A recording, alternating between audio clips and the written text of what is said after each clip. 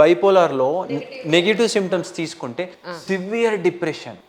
ఎలా అంటే ఇన్ని రోజులు మంచిగా ఉన్న మనిషి ఏంటి సడన్గా హోప్లెస్, హెల్ప్లెస్, నేను బ్రతికి ఏం లాభం, నా ఫ్యూచర్ బ్లాంక్ ఉంది, నేను ఏం చేయలేకపోతున్నా, అన్నీ ఉన్నా కానీ నాకు ఏమి లేనట్టు, ఒకప్పుడు హ్యాపీనెస్ ఇచ్చే సిచ్యువేషన్ ఈరోజు హ్యాపీ ఇవ్వకపోవడం, ఎవరితో మాట్లాడకపోవడం, ఇంట్లో అలాగే ఉండడం, సూసైడల్ అటెంప్ట్స్ కోసుకోవడం, సూసైడ్ అటెంప్ట్స్ చేసుకొని హాస్పిటల్లో అడ్మిట్ అవ్వడం విత్ నో రీజన్.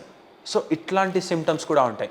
సో ఈ బైపోలార్ డిజార్డర్ పేషెంట్స్లో వీ కాంట్ ఎక్స్పెక్ట్ వాళ్ళు మేనియాకి ఎంటర్ కావచ్చు, డిప్రెషన్కి ఎంటర్ కావచ్చు, depending on their challenges. For example సడన్గా ఒక థ్రెట్ వచ్చింది, ఇన్ని రోజులు బాగానే ఉన్నారు, మెడిసిన్స్ మీద మెయింటైన్ అవుతున్నాడు, సడన్గా ఒక సమస్య వచ్చింది, ఆ సమస్య మళ్ళీ వీళ్ళ యొక్క ఇల్నెస్ని ట్రిగ్గర్ చేస్తుంది. ట్రిగ్గర్ చేసినప్పుడు అది మేనియా కన్నా వెళ్ళొచ్చు, డిప్రెషన్ కన్నా వెళ్ళొచ్చు.